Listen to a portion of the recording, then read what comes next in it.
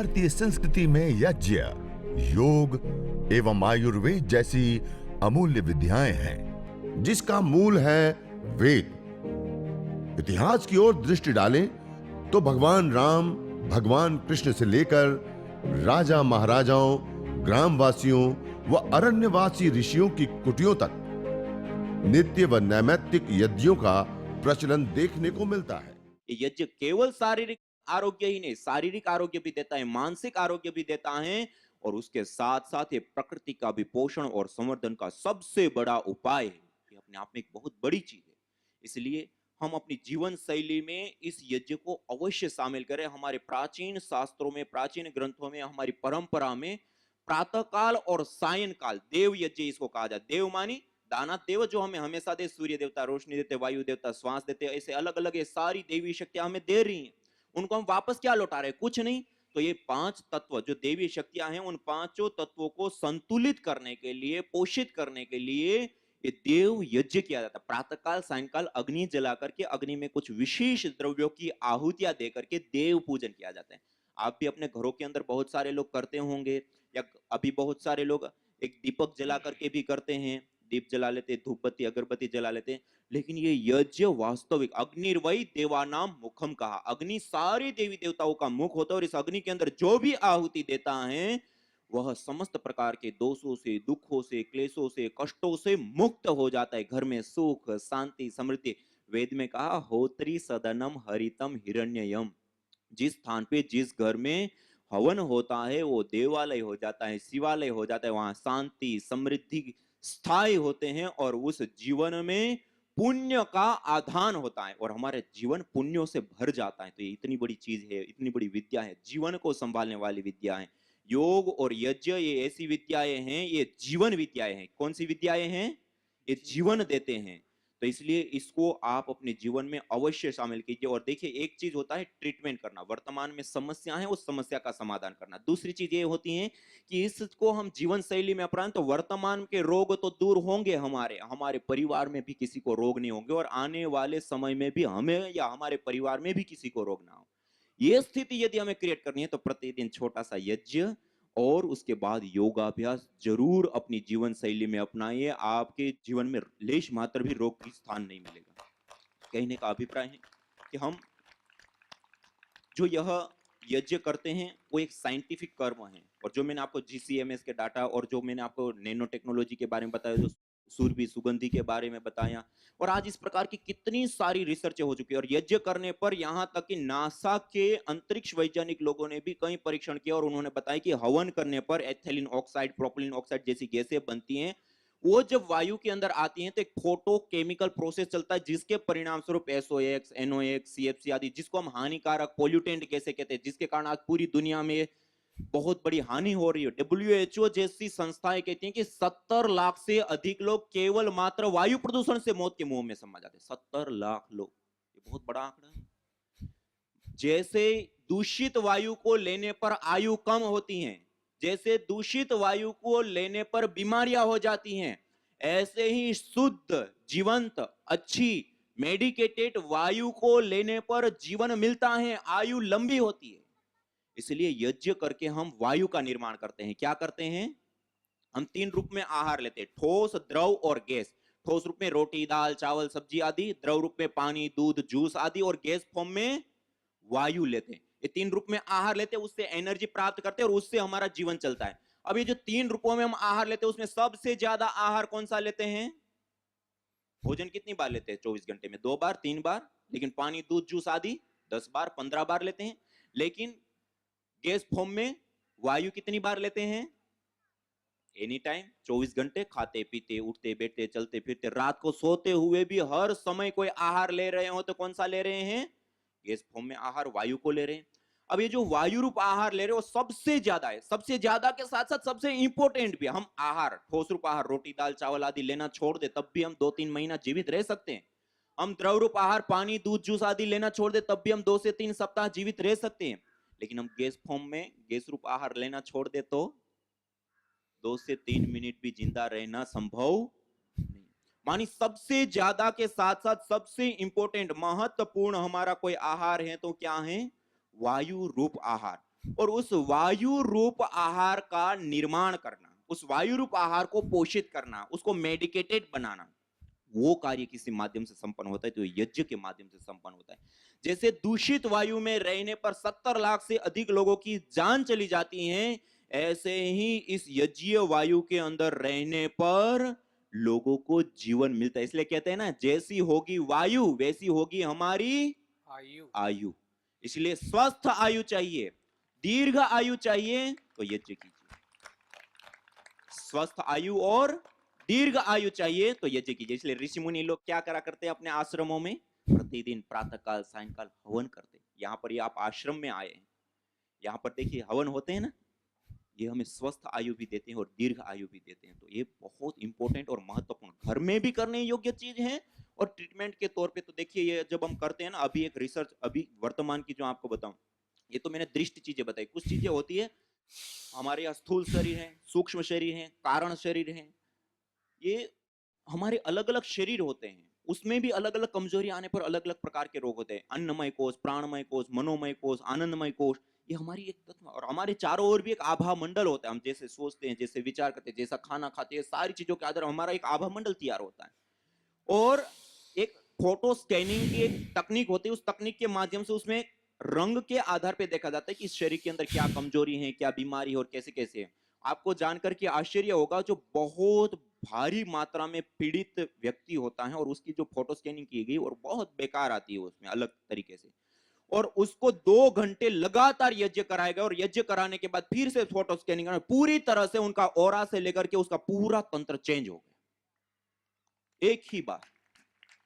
जब हम बैठ करके मंत्र का पाठ करके हवन करते हैं ना, मानिए एक देवीय शक्ति है, एक अलग प्रकार की एक सूक्ष्म ऊर्जा है। कैसे काम करती हो, कुछ चीजें तो आपको मैंने बताई कि ये ऐसे ऐसे ऐसे काम करती है, लेकिन ये चीज कैसे काम करती है वो कहना मुश्किल। इस प्रकार से ये विशेष रूप से पूरे चेंज करने वाले मूल, इसलिए ना हमारे पंच प्राण, पंच उपप्राण, सप्त धातुओं को पोषित करना, मूलाधार से लेकर के सहस्रार पर अष्ट चक्रों में एनर्जी, ऊर्जा, शक्ति का संचार करना। जब हमारा मूल तंत्र यदि सही हो गया तो बाहर की बीमारी तो ऐसे ही दूर हो जाती है और हम एक उच्च चेतना से युक्त जीवन जीना। इसलिए यज्ञ एक साधना भी है, यज्ञ एक ट्रीटमेंट भी है, यज्ञ देवी शक्तियों का पूजन भी है, ईश्वर की आराधना है। और उनके साथ साथ जब कई बार ऐसा होता है प्रारब्ध जनित दोष, पूर्व जन्म के किए हुए कुछ कर्माशयों के आधार पे या कुछ ऐसे अदृष्ट कारणों से समस्याएं थे। कई बार आप देखते हैं बीमारी हो गई, पीड़ा है, समस्या है, रिपोर्ट कराते, रिपोर्ट में कुछ नहीं आता, दवाई लेते, दवाई से कुछ असर नहीं होता है।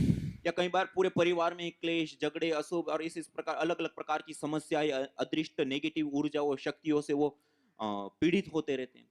जिस घर के अंदर यज्ञ होता है, हवन होता है, उस घर में ना तो बीमारी आएगी, ना प्रदूषण आदि का प्रभाव होगा और ना ही किसी भी प्रकार की कोई भी अदृष्ट अशुभ शक्तियां उसको प्रभावित कर सकती। ये यज्ञ अपने आप में एक बहुत बड़ी विद्या है और ये उच्चाई विशेष रूप प्राणायाम। से हमें लाभान्वित करती है और अलग अलग प्रकार के रोगों से हमें उभारती है, मानसिक शांति देता है और पर्यावरण का पोषण करता है, देवी शक्तियों का पूजन करता है, ईश्वर की आराधना से लेकर के सब कुछ, ये पुण्य पर्यंत सब कुछ देने वाला यज्ञ होता है। और जब हम ट्रीटमेंट के तौर पे करते हैं, बीमारी के लिए हम करते हैं, तो बीमारी में रोग विशेष के लिए, जैसे मैंने कहा ना अभी अनुसंधान की, अलग अलग जड़ी बूटियों को जलाने पर अलग अलग मॉलिक्यूल्स कंपोनेंट निकलते हैं। तो ये जो आपके सामने अलग अलग औषधियां रखी है, ये वर्ल्ड में पूरी दुनिया में पहली बार परम पूज्य श्रद्धेय स्वामी जी महाराज और परम पूज्य श्रद्धेय आचार्य श्री महाराज के मार्गदर्शन निर्देशन में कार्य हुआ और वर्ल्ड में पहली बार रोगानुसार हवन में होमने वाली सामग्रियां अनुसंधान के आधार पर तैयार हुई है। पहली बार कि इस जड़ी बूटी को डालने पर ये चीज बनेगी, उसको ग्रहण करने पर ये बीमारी ट्रीट होगी। और जो सबसे ज्यादा और सबसे इंपॉर्टेंट आहार 24 घंटा जिसको हम लेते हैं, उस माध्यम से ट्रीटमेंट करने की पद्धति प्रक्रिया है।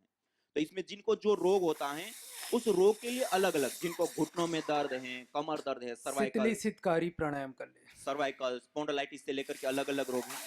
तो ये वातेष्टि हवन सामग्री से हवन करते हैं। वातेष्टि हवन सामग्री से हवन किया और हवन कर एक केस 51 या 108 आहुति रोग की जैसी अवस्था है उसके अनुसार बैठ करके पूरे अनुष्ठान की भांति आहुतियां दिया। आहुतियां देने के उपरांत इसी जड़ी बूटियों के साथ गुग्गुल और गाय का घी मिलाते। गुग्गुल एक औषधि होती है, पेड़ विशेष का नीरियस गोंद होता है, उन दोनों को मिक्स करके बाद में अंगारों के ऊपर डाल दिया और हल्की सी धुनी करते रहते, जैसे धूपदानी में कई लोग कर रहे हैं ना, ऐसे धूपदानी में धुनी कर दिया। अब उस धुनी वाले वायुमंडल में बैठो, उसमें अनुलोम विलोम, भस्त्रिका, कपालभाति, जो भी आप सुबह और सायंकाल योग करते हैं उसमें कीजिए। अपने कमरे के अंदर जब जाए तब गूगल की धुनी थोड़ी सी कर दें, तो उससे कमरे की वायु भी शुद्ध होगी, सुगंधित होगी और उसके साथ साथ मेडिसिनल कंपोनेंट से युक्त होगी। तो कमरे के, तो यहाँ जो धूपदानी होती है, धूपदानी अपने पास रखिए। अपनी रोग विशेष की जो जड़ी बूटियां हैं, उससे पहले तो कुटिया में जाकर के जो हवन है वहां पर हवन कर लिया। हवन करके वहां पर जितना खाली समय है आपके पास, अनुकूलता है, वहां बैठिए, वहां प्राणायाम के, वहां बैठना मात्र ही अपना ट्रीटमेंट करना है। वहां बैठ करके मंत्र का पाठ करके हवन करना, ये सबसे बड़ा ट्रीटमेंट है। और बाद में ये जो धूपदानी है, धूपदानी में अपने रोग विशेष की जड़ी बूटियां डाल करके और उसकी हल्की धुनी करने, आप यहाँ पर भी योग में आते अपनी धूपदानी लेकर के आइए, ये हवन चलता है, वहां से थोड़ा सा अंगारे आदि लेकर के और उसमें अपनी रोग विशेष की जड़ी बूटियां डाल करके उसमें बैठ करके योगाभ्यास कीजिए। ये बहुत विशेष लाभ देने वाली, वही योगाभ्यास प्राणायाम जो हम करते हैं उसको अपने रोग विशेष की जड़ी बूटियों की धुनी के साथ कर लीजिए, कई गुना मल्टीपल लाभ हो जाएगा।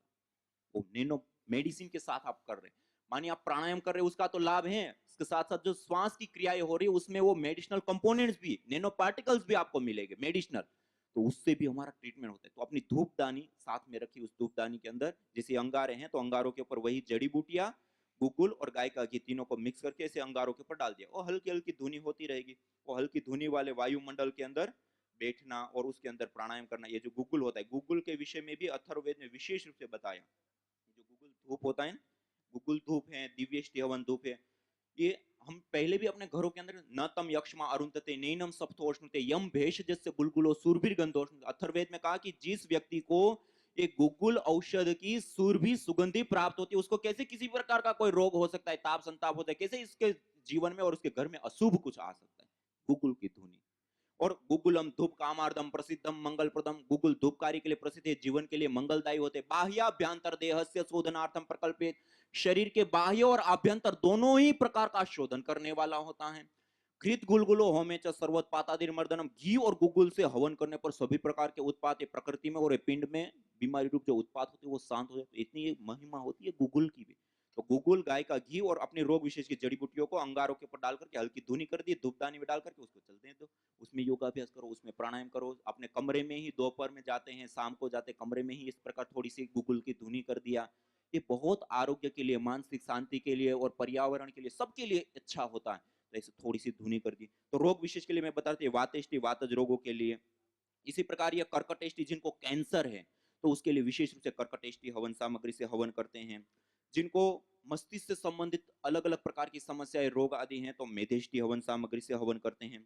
ऐसे ये हृदयष्टि हवन सामग्री, जिनको हार्ट से संबंधित अलग अलग बीमारियां हैं तो हृदयष्टि हवन सामग्री से हवन करते हैं। इसी प्रकार से चर्म रोग है, दांत खाज स्किन एलर्जी से लेकर के अलग अलग प्रकार के चर्म रोग हैं तो चर्मेष्टि हवन सामग्री से हवन करते हैं। इसी प्रकार से जिनको ऑटोइम्यून डिजीज है, मल्टीपल डिजीज हो गई है, वंशानुगत रोग हैं, तो ऐसे रोगों के लिए प्राणेष्टि हवन सामग्री अष्टवर्ग की विशेष औषधि। और ये प्राणेष्टि से वैसे भी अपने घर के अंदर भी हम प्रतिदिन हवन करें तो प्राणेष्टि है, मेधेष्टि है, ऐसी ये मस्तिष्क को और पूरी प्राण शक्ति को, इम्यूनिटी पावर को स्ट्रॉन्ग करने वाली जो जड़ी बूटियां, उससे हवन थोड़ा सा हर रोज कर दिया, ये प्राणेष्टि हवन सामग्री है। इसी प्रकार से प्रारब्धेष्टि, जो मैंने अभी कहा ना, कोई अदृष्ट ऐसे कर्माशय के कारण, प्रारब्ध दोष के कारण या कोई अदृष्ट अशुभ के कारण परिवार में सुख शांति समृद्धि का अभाव है, कुछ इस प्रकार की समस्या है तो प्रारब्धेष्टि हवन सामग्री से हवन कर लेते हैं। इसी प्रकार से संततेष्टि, निसंतानता, बंध्यत्व, धातुओं का पोषण ना होना, वजन ना बढ़ना, ऐसी ऐसी समस्या तो संततेष्टि हवन सामग्री से हवन करते हैं। कफेष्टि हवन सामग्री, जिनको कफ से संबंधित, कफ, कोल्ड, अस्थमा, दमा या इस संबंधित साइनस आदि की समस्या रहती है तो कफेष्टि हवन सामग्री से हवन करते हैं। जिनको डायबिटीज की प्रॉब्लम है, टाइप 1 या टाइप 2, तो उसके लिए मधुइष्टि हवन सामग्री से विशेष रूप से हवन करते हैं। इसी प्रकार जिनको पित्त से संबंधित प्रॉब्लम है, एसिडिटी बनना, छाती में जलन रहना, आंखों की रोशनी कम होना, बालों का झड़ना, बालों का समय सफेद होना, जो भी पित्त से संबंधित समस्या है तो पित्तेष्टि हवन सामग्री से हवन करते हैं। ऐसे 11 प्रकार की अलग अलग रोगों के लिए रोगानुसार हवन सामग्री और 2 प्रकार के धूपन। ये दिव्येष्टि हवन धूप सामान्य रूप से घर के अंदर करने के लिए, सुख शांति समृद्धि सुगंधि और अच्छाई के लिए, देव पूजन के लिए विशेष रूप से दिव्येष्टि हवन धूप, और एक गुगुल हवन धूप जो मैंने आपको बताया अभी, इसका बाद में धूपन करते हैं। और रोग विशेष के लिए 21, 51 या 108 जैसी रोग की अवस्था, ऐसे पहले तो ऐसी सामग्री से आहुतियां दीजिए। आहुति देने के बाद जब अग्नि शांत हो जाती है, अंगारे बन जाते हैं, इसको कहते हैं ब्रह्माग्नि। उसके ऊपर वही रोग विशेष की जड़ी बूटियां समान या उससे थोड़ा सा कम मात्रा में गुगुल और थोड़ा सी मात्रा में घी मिक्स करके और उसको अंगारों के ऊपर डाल करके उसकी हल्की धुनी कर देते हैं।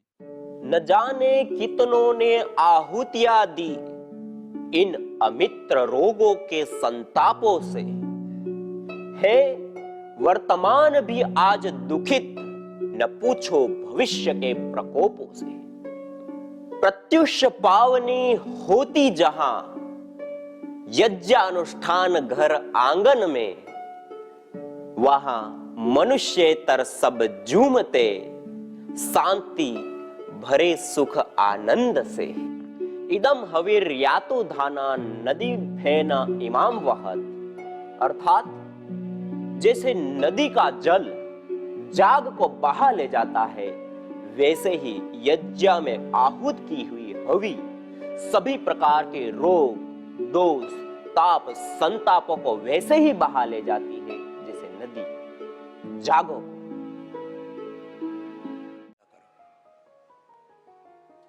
संडे के दिन अपने घर में हवन करके फिर उसके अंगारे पर थोड़ा घी और गूगल डाल करके, ये गूगल सबको दे रहे हैं।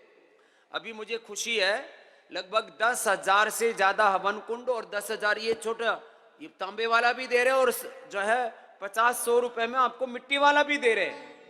अभी सब लोग यहां से जाते समय जो हवन कुंड लेकर के नहीं जाएंगे उनको पाप लगेगा। ठोको ताली अपने लिए, सबको पुण्य का भागी होकर के जाना है। हवन कुंड लेकर के जाओ। ये गिफ्ट में भी यही देते हैं। इस बार मैंने अभी पहले तो कॉर्पोरेट मेंबर्स को दिया था, जो भी कॉर्पोरेट मेंबर हैं उनको सबको हवन कुंड दे रहे हैं, हम सबको दिया। इस बार दीपावली पर मैंने अपने स्पेशल ब्लेसिंग्स के साथ में हवन करो घर में, हर घर में हवन होना चाहिए। अच्छा बताओ, चलो मैं किसी के साथ कुछ उपमा दे करके किसी को ऊंचा नीचा नहीं बताना चाहता, मैं तो कहता हूं सप्ताह में एक बार ही हवन कर लो बावलो। कितनी बार? सप्ताह में एक ही बार कर लो। और जो बीमार हैं वो रोज कर लो, तुम्हारी प्राण निकले जा रहे और तुम्हारी जीवन मिल जाएगा।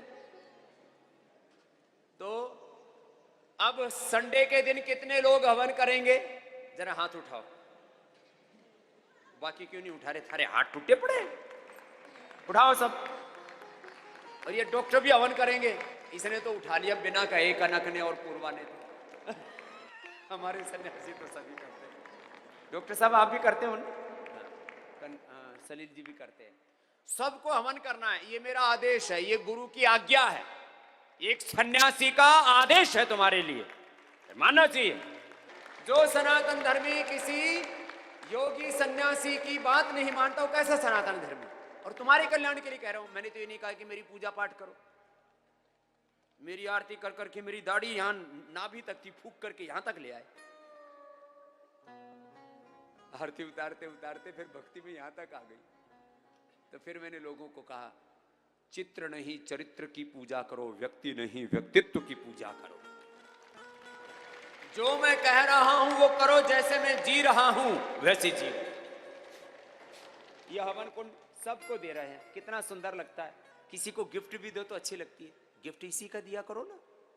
किसी की शादी की वर्षगांठ है, किसी का जन्मदिन है, किसी के और पवित्र पवित्र दिन आते हैं, ये पूरा देने में भी बहुत सुंदर लगता है।